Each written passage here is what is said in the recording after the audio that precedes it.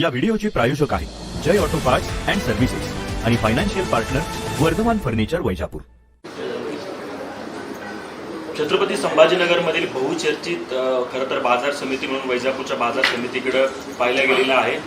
मागच्या काही काळांपासून ही बाजार समिती वेगवेगळ्या कारणाने चर्चेत आहे आणि त्यातच एक महत्त्वाची जी चर्चा होती ती म्हणजे भाजपा शिवसेनेची युतीमध्ये खरं तरी बाजार समिती सत्तेत आली होती। मात्र अनेक निवडणुकीनंतर भाजप आणि शिवसेनेमधला अंतर्गत कलह उफाळला होता आणि त्यानंतर भाजपाने आणि राष्ट्रवादीने मिळून अखेर नवीन सभापती या ठिकाणी बसवण्यात आलेले आहे। कल्याण दांगोडे यांची या सभापती पदासाठी वर्णी लागलेली आहे। ज्यांच्या नेतृत्वामध्ये ही निवडणूक प्रक्रिया पार पडली, ज्यांच्या नेतृत्वात जे सभापती म्हणून निवडून गेले ते डॉक्टर दिनेश परदेशी माझ्यासोबत आहेत। काय प्रतिक्रिया आहे आणि कशा पद्धतीने ही निवडणूक पार पडली? सगळ्या संचालक मंडळाचं गेल्या 2-3 महिन्यापासून चालू होतं, बाजार समितीत हे काम होत नाही। ते सर्वच पक्षाचे होते, तर सभापतींना आम्ही विनंती केली का राजीनामा दे, आपण ते पुढे असं करत गेले, पण सगळे संचालक म्हणाले की आता आपल्याला अविश्वास दाखलच करावा लागेल, कारण की राजकारण करत असताना कोणावर अविश्वास दाखल करणं हे माझ्या वृत्तीत नाही। पण विनंती केल्यावर पण ऐकल्यानंतर सगळ्या संचालक मंडळाच्या निर्णयापुढे मला पण काही करता आलं नाही। अविश्वास दाखल केला 18मधून 13 लोकांनी, पारित झाला। आज निवड होती नवीन सभापतींची। सगळ्या संचालक जे 13-14 संचालकांच्या म्हणजे एक संचालक अजून आमच्या बरोबर होते, त्यांच्या सगळ्यांच्या संमतीने 2-3 नाव होते, त्याच्यातून एक नाव सगळ्यांनी मिळून फायनल केलं व त्यांची आज बिनविरोध निवड झाली।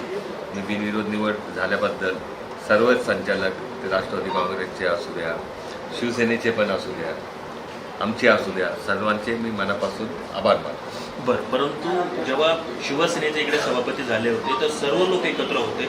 आज मात्र भाजप आणि राष्ट्रवादीचे इकडचे काही लोक तिथे वेगळे झाल्याचं पाहायला मिळतं आणि त्यांच्या काही समर्थन आहे का शिवसेनेतल्या संचालकांचं? आहे ना, बिनविरोध त्याच्याशिवाय होतच नाही ना, त्यांचं समर्थन आहे। तर ते ओपनली बोलले, पण माझ्या सगळ्यांची फोनवर बोलणं झालं, म्हणजे फॉर्म काढताना पण बोलणं झालं, फॉर्म विकत घेतले गेले होते, पण त्यांनी बोलले का आम्ही करतो भविष्यात, आम्हाला पण सगळ्यांना करून चांगलं कामकाज करायला सांगा, नवीन सभापती जे निवडणार सगळे बरोबरच आहे। बरं, भाजपाचा झेंडा इकडे फडकला की महायुतीचा फडकला? मी महायुतीचंच म्हणेल ना। पण शिवसेना तुमच्या बरोबर नाहीत नाही ते आता आहेत ना, आता होते, तुम्ही यायचे पाहिजे, चहा पिऊन गेले ते।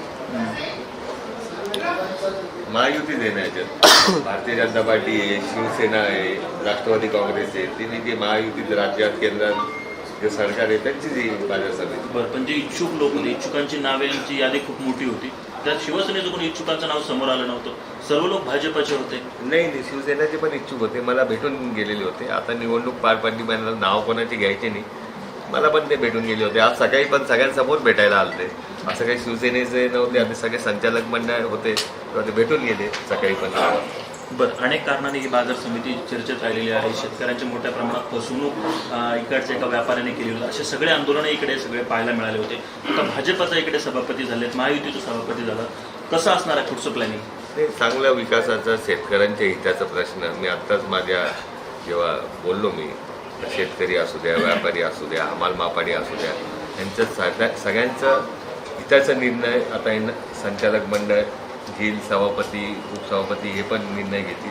मग एक चांगल्या प्रकारे शेतकऱ्यांना सुविधा, चांगलं मार्केट, त्यांना चांगल्या त्यांच्या येणाऱ्या भावाला चांगला माल जे पूर्ण महाराष्ट्रात मोठमोठ्या मार्केटमध्ये असतं, तर आता शिवला भरपूर लोकांची मागणी आहे का ओपन कांदा केला पाहिजे, असं जे जे शेतकऱ्यांच्या मागण्या आहे मी सगळ्या संचालक मंडळांना, सभापतींना, उपसभापतींना सूचना करेल, शेतकऱ्यांच्या प्रश्नाला पहिले प्राधान्य द्या, व्यापाऱ्यांना पण प्राधान्य द्या, कारण की व्यापाऱ्यांची पण अडीअडचण असते, अंमलमापड्यांची अडीअडचण असते, हे सगळ्यांना मिळून एक चांगलं प्रशासन देण्याचं काम करण्याची मी सर्व संचालक मंडळ, सभापती, उपसभापती यांना सूचना देणार। बरं, शेवटचा प्रश्न करतो, अनेक लोक इच्छुक होते, ज्ञानेश्वर जगताप होते, वाणी कुटुंबातून इच्छुक होते, ते लोक आता इथे दिसत नाही, अनेकांचं म्हणणे ते नाराज आहेत, तुमच्याकडून काही मनधरणी होणार आहे का? तुम्ही नाही, नाराज वगैरे कोण नाही आहे, आमचं ठरलेलं आहे, जे उरलेले 27 महिने आहेत ते आम्ही सगळ्यांना जे जे इच्छुक होते ते सगळ्यांना आम्ही चान्स देणार।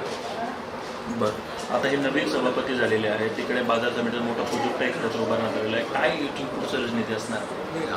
आता जागा शासनाने दिलेली आहे, आता त्याच्यावर नवीन प्रोजेक्ट आज योगायोगाने पणन खातं पण भारतीय जनता पार्टीचे जे जयकुमार रावल आहे त्यांच्याकडेच आहे, तर चांगला प्रोजेक्ट 1-2 ठिकाणी भेटी देऊन काय करता येईल आपल्या वैजापूर तालुक्याच्या शेतकऱ्यांकरता त्याच्याकरता प्रामाणिकपणे ते पण प्रयत्न करतील. आम्ही पण, मी असू द्या, तिसेट असू द्या, सगळे ज्येष्ठ अवतारे अनुसार प्रशांत पाटील असू द्या, हे सगळे ज्येष्ठ मंडळींच्या मार्गदर्शनाखाली मला 100% खात्री आहे. जसं आता कोल्ड स्टोरेजपासून हे आज गोल्डन ट्रायंगल झालेलं आहे. वैजापूर एक ट्रायंगलवर वसलेलं आहे. आज इथून समृद्धीमुळे नागपूर बाजारपेठ असू दे, मुंबईला असू दे, 3-4 तासात आपण पोहोचतो आणि ते आपल्या शेतकऱ्यांना कसं त्याचा लाभ होईल.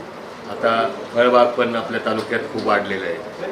सरमालाबरोबर फळबागाच्या भावांना, भाजीपाल्याला कसं जास्त मार्केट भेटेल. तर या दिवशी आहे कोल्ड स्टोरेजची सुविधा सोयी असू द्या, असं भरपूर शासनाच्या पणन विभागाच्या खूप केंद्राच्या व राज्याच्या योजना आहेत. कारण की आजकाल तुम्ही बघता का खूप योजना नवीन इंडियाच्या सरकारने आणलेल्या आहेत. तसं 100% केंद्र राज्याकडून जे नवीन स्कीम आणण्याचा आम्ही प्रयत्न करू. संचालक मंडळ पण आम्ही सांगितलेलं सगळं चांगलं काम करतील असंच मला पूर्ण विश्वास आहे. शेतकऱ्यांना न्याय मिळेल 100% शेतकऱ्यांना. आपण बघितलं गेलं डॉक्टर दिनेश परदेशी खरं तर शेतकऱ्यांना न्याय मिळेल आणि नवीन सभापती चांगल्या पद्धतीचं काम करते असे डॉक्टर दिनेश परदेशी यांची दिल्याचं पाहायला मिळतं. सहकारी कृष्णासोबत नितीन तुला, वैजापूर, छत्रपती संभाजीनगर.